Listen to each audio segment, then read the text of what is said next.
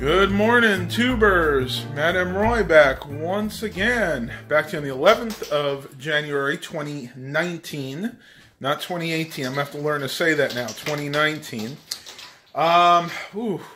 Really tired this morning. I tell you, I'm fighting that little ear eustachian tube problem again. And I didn't wind up getting up until about 9:30 today. So I was really lazy and laying in bed. A few things I got to get to today. One thing I want to let you guys know, apparently Sears, for the moment, is still staying alive. They have some stores left, which I heard the other day that they were going to be closing, mainly because they just don't have any money. They haven't been profitable since like 2012. Well, they got a reprieve right now, so at least for the time being, they're going to stay alive. But I don't fancy their chances for any long-term success. We've pretty much lost our last Sears about a month ago, and that was in the Virginia Beach area, and I think the next closest one is somewhere up in Williamsburg or something. They even be up in Northern Virginia now. That one may have closed. But nevertheless, got a few things I want to do today. One thing I want to show you I picked up the other day I think was really cool. Going to turn you around, talk to you in just a moment. All right, tubers, so I picked this up from my buddy Frank the other day, and you can probably already tell what it is just by looking at that face. Roar. That's right. This is an Alienware PC. This seems to be what they're going to now, these really, really small desktop-style systems. Got two USB ports in the front here. I don't believe they're super speed. No, I don't think they are. Coming to the back here, you can see we do have the power port. This uses an external power brick, which is sitting right over there. Two HDMI ports, one in and one out, so you can apparently put something like a DVD player, maybe even a game system to this, and probably easily capture some gameplay. So that's the in and that's the out. We have a digital audio optical out cable, gigabit Ethernet, and then on the back here, last but not least, you can see there are two super speed or USB 3.0 ports. Coming to the bottom here, this is a Core i3, so this isn't a crazy high-end one, but it is Windows 8 was what was on it originally. Of course, now it's been upgraded to Windows 10, because most of you know by now what I feel about Windows 8. And yes, before anybody asks, this was after Dell's acquisition of Alienware, so you can see this is actually a Dell computer. The model number is sitting right there. Got the express service tag and the service code. But yeah, I'm not sure what I'm going to do with this yet. Probably going to sell it. I really don't have a use for a system like this. It does have a Core i3 4th Gen processor in it, so I think that's Sandy Bridge. 8 gigabytes of DDR3 memory, a 500 gigabyte conventional hard drive, like a laptop style hard drive.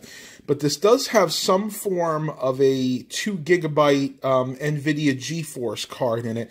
Now I say some form because when I went in and looked at it, it literally just said NVIDIA GeForce graphics, and they said that it had 2 gigabytes of dedicated memory. So I'll have to dig deeper to find out what video card this actually has. But if any of you guys know, you can just go ahead and post that in the comments.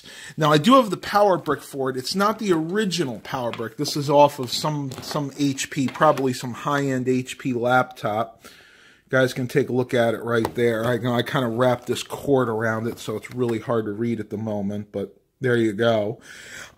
I may do a video about this later. I'm not going to be plugging it in today, mainly because I do not have any monitors that support HDMI right now, just my TVs, and they're really hard to get to. So that's going to be my job today, to go around to the thrift stores and hopefully find a monitor that accepts HDMI. So I'm going to pause the vlog. Hope you guys enjoyed this little computer segment. See what the rest of the day brings, and I'll talk to you guys on the flip side. All right, tubers, so I'm getting ready to make some of my 15 bean soup, and I won't be able to film a cooking video of it. It's just going to be too hard because we're going to have people in and out of the house all day. But I just thought I'd show you the ingredients I actually put in my 15 bean soup. Firstly, I used 2 of these organic vegetable broths. And it's interesting, at least in my area, the only type of vegetable broth you can get is organic. But luckily, it's not too bad. I think these were like $2 a piece. the Lipton onion soup mix, or in my case, the generic Food Lion version of it, because it really doesn't matter. I just use this to give it extra flavor. Next, I have a can of tomato sauce. Now, you can use tomato sauce or V8 juice. It really doesn't matter. I just happen to have this lying around, and I did not have any V8 juice, so I said, you know what, we'll just go ahead and use that. 2 cans of diced tomatoes. In this case, one's petite, the other is just regular size, but again, it doesn't matter. These are just 2 things I had lying around. Then we have 4 cans of these little tomato paste cans. This is so cute. I've never seen them this small. And the only reason I got them is because, believe it or not, it was actually cheaper to buy it this way. It was 29 cents for a 6-ounce can versus 89 cents for an 8-ounce can. So in the long run, this was actually cheaper. And yes, I was finally able to find some more of the Spike Gourmet Seasonal. It's not the red one, which is the one I usually like. This is the blue one, which is mainly, they call it the Veggie Sal. Basically, this has all vegetable spices in it, where the other one has some other things added. But this will work just fine. I was just so happy to find it. And I want to give a shout out to Sage Organics here in Chesapeake for actually carrying this. They are a great local company. They're a health food store, and they're really trying to make a go of it. And they have some really good products. So if you're ever in the Chesapeake, Virginia area, go ahead and check them out. There's their phone number right there, just so you can get an idea of some of the products that they have. All right, now we get to the good part. I use mirepoix, which, if you don't know what mirepoix is, you probably don't follow a lot of cooking videos. That is celery, which is right here, carrots, and onions. In my case, I just use these cheap yellow onions. You can use Vidalia, or you can use Harvest Gold, but the yellow onions just seem to be fine for me, and of course they're a little bit cheaper. And last but not least, right now I am soaking my beans. They need to soak for a little while longer, but you can see all the different types. You got some dark and light kidney beans there, some pinto beans. I'm not sure. We have some butter beans in there, and I'm not sure what you call the smaller ones, but there are some garbanzo beans like that one right there, where my thumb is. Now, interesting thing about this, it says to soak it overnight, which means about 12 hours, but I find that you really need to soak it for about a full 24 hours. So I put this on soak yesterday around 2 p.m., so I'll probably go ahead and start making the soup around that time today. But this is pretty much all I do in that. I add a few other things, like a little bit of hot sauce, some pepper, and some garlic, but that is pretty much it. And this makes some of the most delicious soup you'll ever have on a cold winter's day. I use 2 crock pots, let it simmer on low overnight, and it is some of the best soup you can have. Great with a grilled cheese sandwich or even a PB&J, one of my personal favorites. All right, tubers, I am back upstairs. I want to show you my latest video game setup here. You guys saw this in the other vlog, the Classic 2 HD that plays the Super Nintendo and regular Nintendo games. But when I got that Alienware computer the other day from my buddy Frank, he also gave me this. This is a 24-inch full HD 1080p, supposedly 3D Sony PlayStation display. Now, when they say 3D, this is not a good 3D monitor, but it does play these systems just fine. And the cool part about this is, you see that amber light right there? Well, that is in power safe mode, but if I go ahead and turn the system on, which I can't right now because I just remembered I'm charging my little tablet there, so let me pause this real quick and plug in the game system. All right, so take 2. If I go ahead and turn this on, the TV automatically springs to life, which is a really nice feature. I really like that. Now, I picked up these games the other day. This particular one is Tetris 2. Guys might remember that from back in the day. I remember it on the original Nintendo, but this just happens to be the Super Nintendo version. Copyright 1993-1994. And this may even be a subject of a video in the future. Let me guys know if you want to see some gameplay videos. I have no problems doing that at all. With this TV, it'll be really easy to capture the footage. So let me know if that's something that interests you guys. But what I really wanted to talk about is the fact that these games, when I bought them yesterday, I got Tetris 2. I got, what is this one? This is Roadrunner's Death Valley Dash. And this is Speedy Gonzalez's Los Gatos Bandidos. Did not work when I first got them. No matter what I did, I put them in, tried to play them, and nothing would come up. And I'm like, these things were sold to me by a local video game reseller, or basically something similar to GameStop. I don't want to give their name out. But for whatever reason, they didn't work, so I was getting ready to bring them back, and I'm like, wait a minute, let me try something. Now, I look down here. You can see the little card edge there. I could tell that there was a lot of oxidation on it, and I just assumed that they would have cleaned it before selling them. But you know what they say when you assume? When you assume, you make an ass out of yourself, and that is exactly what happened. So, I went into the other room. I got some isopropyl alcohol. Now, when you get this, you want to make sure you get 91% or as high an alcohol content as possible, because that means there's not that much water in there. And I went in and did that, got some Q-tips, and I cleaned around the edges. Now, you only have to clean inside there, not on the top. Just basically, you see where the gold contacts are? I cleaned those off on each of the cartridges, and wouldn't you know it, that solved the problem. So if you ever get used video games like this, especially card games or games on cartridges, make sure you go ahead and clean them with some isopropyl alcohol and a Q-tip, and that will actually, in most cases, fix them, and in my case, it did. This one was actually the worst of the two. You can see the label on here is really degraded. But once I cleaned it, the game worked fine. And I gotta say, this is actually a really good game. This one, not so much. I may actually go ahead and just exchange this one back in. They weren't that expensive, I think. The Speedy Gonzalez one was $8.99. I think this Looney Tunes Roadrunner Death Valley race was like $5.99. But I have to give a shout out to the makers of this Classic 2 HD console. I really like the build quality of this. Now, I am using my original Super Nintendo gamepad here. I just like it a little bit better. The controller that they gave us with it is very similar. You can see if I do a side-by-side comparison here, they're actually almost identical, but the build quality of the original controller is still superior by about 40 to 50%. This one does have some weight to it. The D-pad is not bad. It feels substantial, like it's not going to break after a few uses. They did actually use real rubber for the select and start buttons, so I do like that. And even these are okay. It's not the cheapest, but it's not the best. Now, one thing I did notice with this, you see here that the buttons are kind of concaved up. And then if you look at the original one, the buttons are actually indented for the Y and the X to help you better discern which buttons are which. I actually do like that feature. So that's basically why I use the original controllers. And kudos to the makers of this for allowing that. You can actually use your original Super Nintendo and your original Nintendo controllers for this. So very good thing that they did that.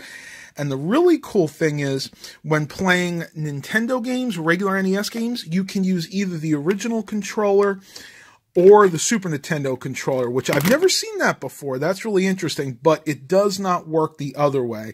If you're playing Super Nintendo games, you have to use the Super Nintendo controller. The original NES controller is totally disabled. Well, I think I've rambled on long enough about this, especially for the vlog. I'm going to go ahead and pause the video. Let me go ahead and charge my tablet back up, because I will need that later on today. We'll see what the rest day brings, and I'll talk to you guys on the flip. All right, tubers. Oh, here's Mom. She doesn't want to be on because she's not dressed. But we're making some of these bran muffins. She just put them in the oven. Oh, those look so good. We haven't had those in a while. This is something I want to review for you guys. Another video I'm thinking about. Cake in a Mug. It's a 5-minute cupcake. It was from Big Lots. It was 50% off, so it only cost me $2.50. You can see it's a Christmas mug, and basically what you do is you only add a few ingredients. There you go. You need 1 egg, a tablespoon of vegetable oil, and 3 tablespoons of milk. and you basically stir it in the cup, and you microwave it for 2 minutes, and that's what you get. So once you're done eating that, you can go ahead and just use the mug for whatever you want.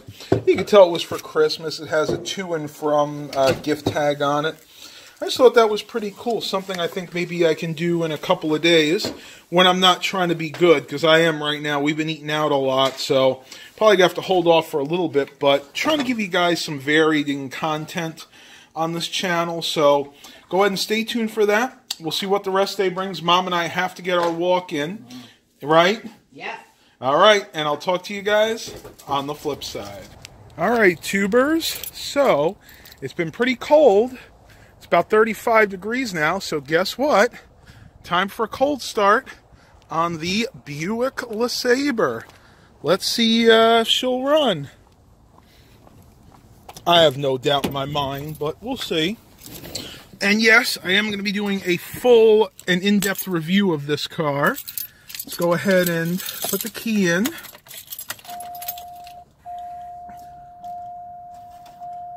Make sure the radio's off here. All right, ready?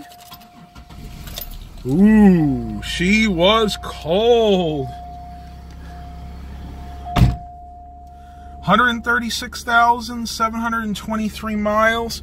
This thing is in such good shape, but guess what? You can rely on your Buicks. One thing I have noticed about this Buick, it tends to be at a fast idle until the temperature comes up a little past 150 degrees. Like right now, you can see it's revving at about 1,300 RPM, and let's see what the temperature is here. Oh, just passed it. 83 degrees. So once it hits about 140, I think it is, usually the idle goes down. But I think that's just to protect the engine. It doesn't want to rev too high, but it does want to warm the engine up enough so when you put it in gear and get going, you don't floor it and you wind up locking up your engine, because that has happened to quite a few people that I know. But yeah, she runs just great. You can see the temperature is coming up a little bit. No leaks at all. Matter of fact, the only thing I've done in this vehicle so far, other than the window motor regulator on the passenger side, I replaced this bank of switches here that control the lights. The other ones there, the switches were never used because this has daytime running lights. So basically these would not push at all. They were totally like super glued together just from not being used. And again, the only other thing that I've done on this particular LeSabre was replace the window motor regulator. And actually Dad did most of the work there because he had actually done them before. So I'm going to go ahead and let this thing warm up. Mom and I are going to get our walk in today, and I'll talk to you guys a little bit later. All right, tubers, just about to hit 150 degrees Fahrenheit in the coolant temp. Let's see if she actually goes down.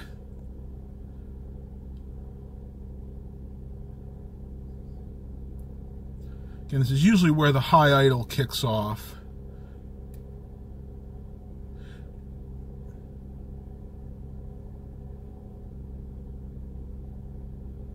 Come on.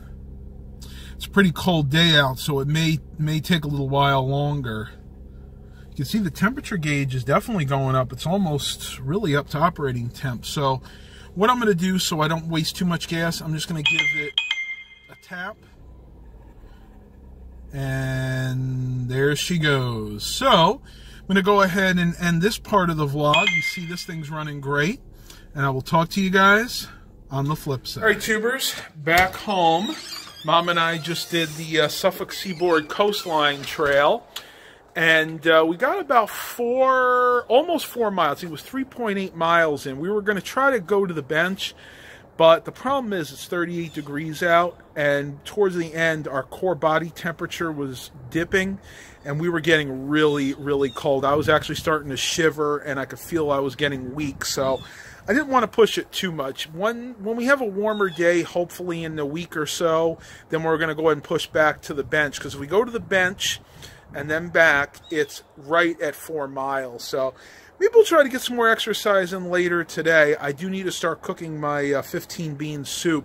I will try to film that for you guys in the future. Again, like I said, it's just not going to be able to happen today because there's too many people coming in and out of the house, and it takes a long time to make this soup, but I'm telling you, it is worth it. I'm going to go in, eat some lunch. We'll see what the rest of the day brings. Might be able to get to some thrift stores today. We'll just see how this plays out. And I'll talk to you guys on the flip side. All right, tubers, back in the car, and I'm going to show you the one and only thing that I picked up at the thrift store today, and that is this Melina, I think I'm pronouncing that right, Perfect Brew Filter Cone. Basically what this is, it's designed for brewing a single cup of coffee, manual drip of course. You can see it says a cup of real coffee in the time it takes to make instant. Got this for, I'm going to find the price on here. There you go, $1.98. So yeah, not bad deal at all. These usually sell for about $4 or $5 in the store, and they use the #2 cones. Now this is really good if you're on the go, and of course you don't have access to your Keurig, and makes 1 to 2 cup of coffees, and my uncle uses these all the time. He doesn't even own a Keurig. So yep, the one and only thing that I found at the thrift store today. All right, tubers, talk to you on the flip side. Okay, so this is where they usually have all of the Friskies cat food, and not 3-4 days ago, this was totally packed. So somebody came here and bought this out. That tire shine doesn't belong there.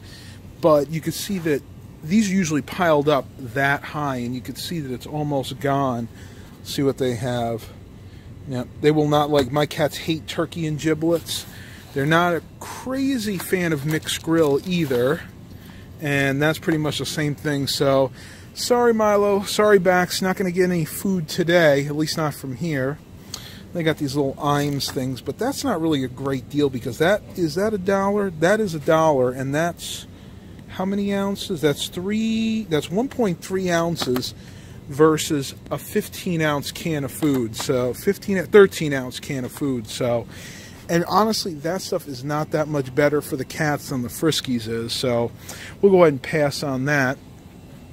They do have a lot of good treats in right now. My cats love this, the salmon-flavored Delitables. It's about the only treats they have that they'll eat.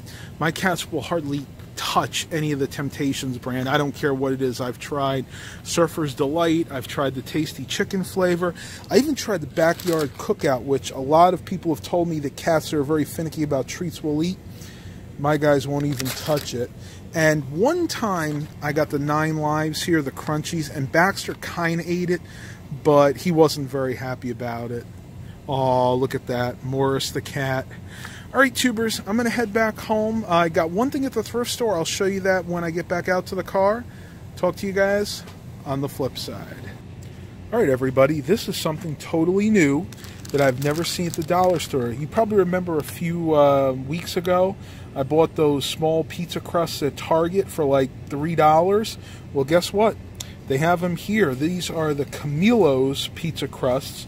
You get 2 instead of 3, and these are 7-inch crusts instead of the 6-inch. These are actually a little bit bigger. You know what?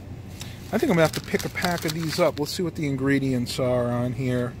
Enriched wheat flour, iron, riboflavin, pretty much exactly the same as the ones from Target. So, heck yeah, we'll be getting some of those. And check this out, everybody. They even have the bigger versions. These are Golden Home Ultra Thin Pizza Crust. This is, of course, the 12-inch size. But yeah, I mean, that's a great deal for $1. And you know what? I think I'm going to get 2 packs of this because these actually make a really, really good lunch. If you guys don't know what to do for lunch, just get yourself some Parmesan or mozzarella cheese and some pizza sauce and some pepperoni. Throw that in the air fryer like I showed you guys in that video. Man, these things make a great lunch. All right, tubers, I really got to head home, so I'm going to go ahead and end the vlog here for today. Hope you guys really enjoyed it. Please continue to like and subscribe. Let me know if you like these Dollar Tree videos done inside Dollar Tree. And as always, have a blessed day, everybody.